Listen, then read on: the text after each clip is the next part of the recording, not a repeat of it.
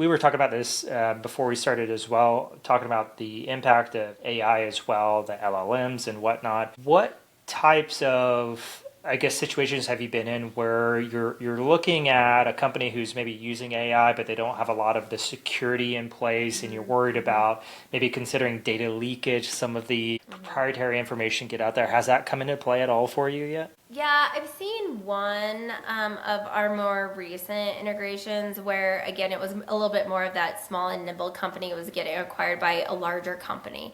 And we just had to protect it. We had to wall it off, right? So we couldn't take any of their like homegrown bots and all the kind of stuff that they had built for their own efficiency and operations into the network and the infrastructure of the acquiring company, which really disappointed a bunch of people who were like really jazzed about how cool their bots were and, you know, their agents and all the things that they had created. But the risk threat was too high, and the acquiring company had a very restrictive and conservative AI policy. So I mean, they had AI inside, but it was like a closed, you know, walled off like Copilot scenario, not like go pick your flavor and go ahead and create what you want, right? And so that was a culture shift, right? Not just a tech shift, but that's a culture shift. People who get really excited about AI, and I might be one of those nerdy people. If you were to like taste that and work with that, and then you know move to a company and now you can't do that anymore, it feels slower, it feels restrictive, and it doesn't feel progressive. And so now you have to start thinking about attrition risk, you have to start thinking about culture fit, and you have to start, you know, thinking about how do you retain that talent now that they kind of got a bug on using AI in a less restrictive environment. So there's a lot of implications that go with that. Yeah. How would you feel, AJ? As the main person building stuff, I would be very upset. See, like you, it's like not even. I can't even imagine going to like pre-AI like a year ago. I'd like, or 2 years ago, I would like, I'd feel slow and Yeah. I mean, it depends too, though, right? In your scenario, they had like custom bots, and you said the acquiring company had like some level of AI, but they were yeah, like more controlled. So, I mean, you could try to recreate it if it was worth the productivity shift, but I mean, at the yeah, same time, like they're the ones purchasing, so I feel like they're the ones that have all the yeah, power in that yeah. scenario. And So you it know, like makes sense. technologists are like, ew, don't make me use Copilot. Like Oh, I'm I I'm hate all about Copilot. Claude, or I'm all Yeah. about, you know, like whatever it is. Or you know, so it's like I use Gronk all the time. So it's like it's funny because those are like some of the conversations, and then like we had a little bit of a small mutiny and was like, okay, well then let's get this one security approved. And it was like the CISO was like, no, I'm not approving that. And so it was just like, then it kind of like deflated the team because they thought, well, all we have to do is get it approved and we can be back on track. And so, I mean, they're still working through it, to be honest. And I think that they'll eventually get there, but it's on a much slower schedule, you know, than maybe a company that doesn't have PHI in it that, you know, can be a little bit more dynamic and a little bit more risk adverse. Managed like in software companies that could have a huge impact on production. Like AJ, 100%. all his workflows are like AI dependent. So he's like, no AI, AJ, like he's done. Like he's slowed down like 1% of his other pace. Yeah, I mean, like it's interesting because like I consider myself a technologist, but I never was an engineer, right? I never like coded, you know, personally myself. But now I code all the time because I can, and it's not hard, right? And I think that that autonomy and that freedom and the ability to kind of just go out and do things, and you know, to prototype products before you even sell it and be able to literally show what it does is highly advantageous in the technology world today. I'm gonna say AJ has a lot in common with you. He couldn't code either before AI, so you know he wasn't really an engineer either. Just kidding, just kidding. Yeah. He's the best, everyone. You know, just giving him grief. Really missed working with you.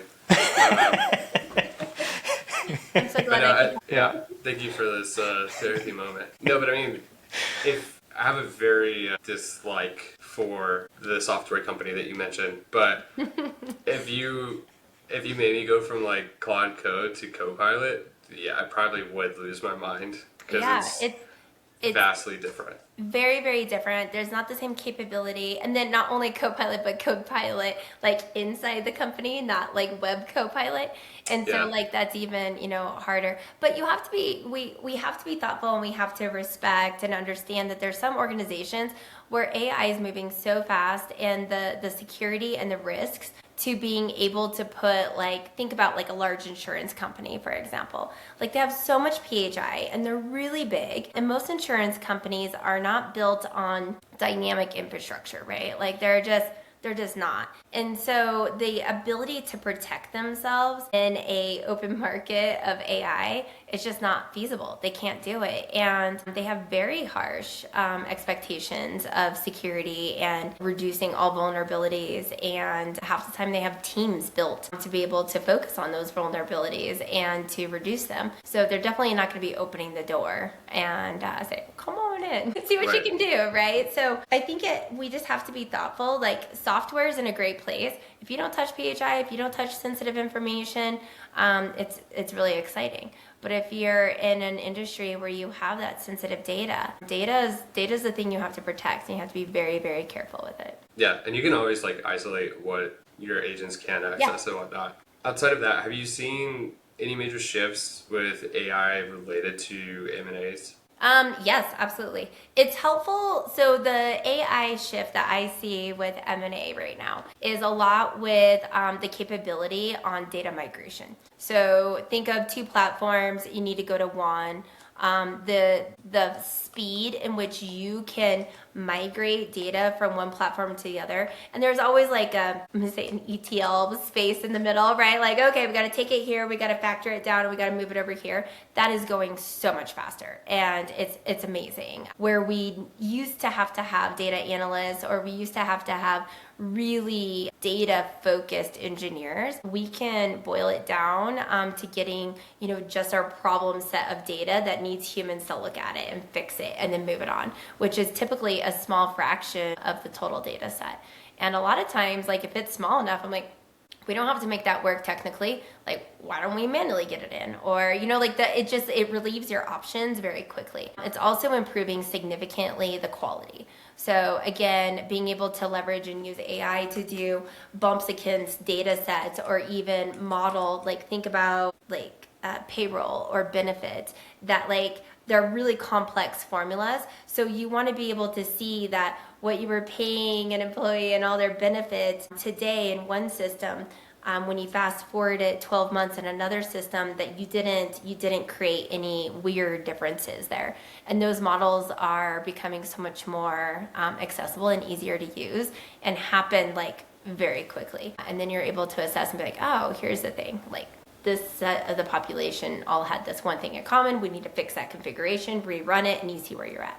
So the turn times are much faster. I was going to ask, like, what are you using to do like a safety check of the model for accuracy when you're doing stuff like that? I think it's using multiple different AI, right? So maybe you do something with Claude because that's your favorite, but then double checking against Gronk, right? Or like just running it in a different system to get different results, because they act in different ways. And whenever you start to see that you're pretty clean across multiple, and you have a human element double checking things too, right? Like, if you just keep layering, like, I will tell you right now, having two AI models plus a human element is far more quality control than I was able to use 2 years ago, 3 years ago, right? There was like scripts, and you could do some double checks, and you could be really smart, but this is not only smart, but it's fast, and I can put more than one model on top of itself. Have you seen any instances yet where companies are purchasing another company and then like not bringing the people over, or not as many, because of AI that they already have in house? Yeah, unfortunately. I mean, it is what it is when it comes to that. And I think there's a couple of things that I would, because I don't want to scare everybody, right? There's some things that I would say that go with it. Number one is, I don't think anybody should ever be afraid of AI. If you're afraid that AI is going to take your job, I think you need to start using AI and see how to apply it to your job, and then see where you can go and how much higher you can go in your own skill set, right? And if you can kind of try to shift the culture from fear into embracing and seeing where they can go with it, I think that helps significantly. But in companies or in cultures where, they're more fear-based, and if they're coming into a culture that is like, let's go, let's, optimize, and let's find, the best way to get to the end result using the technology we have access to, you're gonna see that, people in redundant, low-level jobs are not needed or necessary in this space.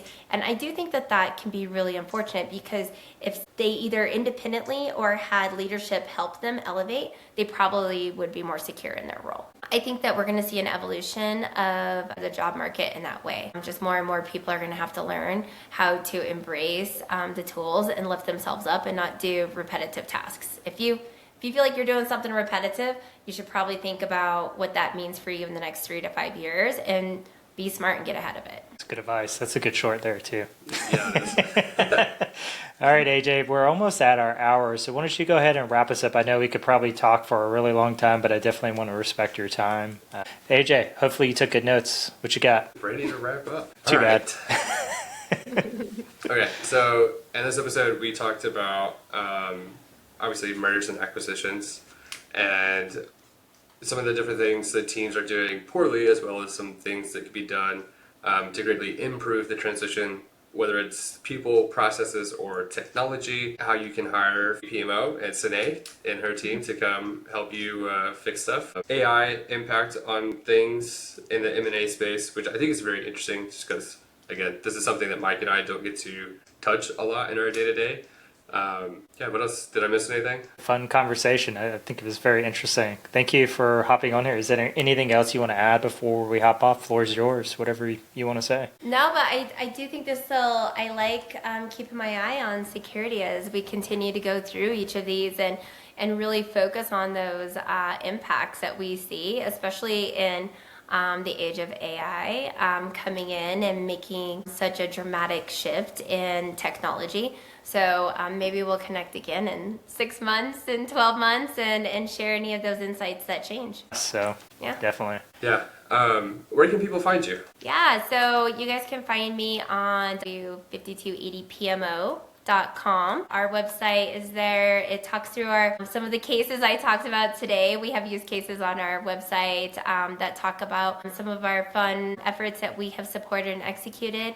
And there's a connect with us for a free consultation. And I will be happy to talk to anybody about any of their strategic shifts or upcoming or engaged mergers and acquisitions.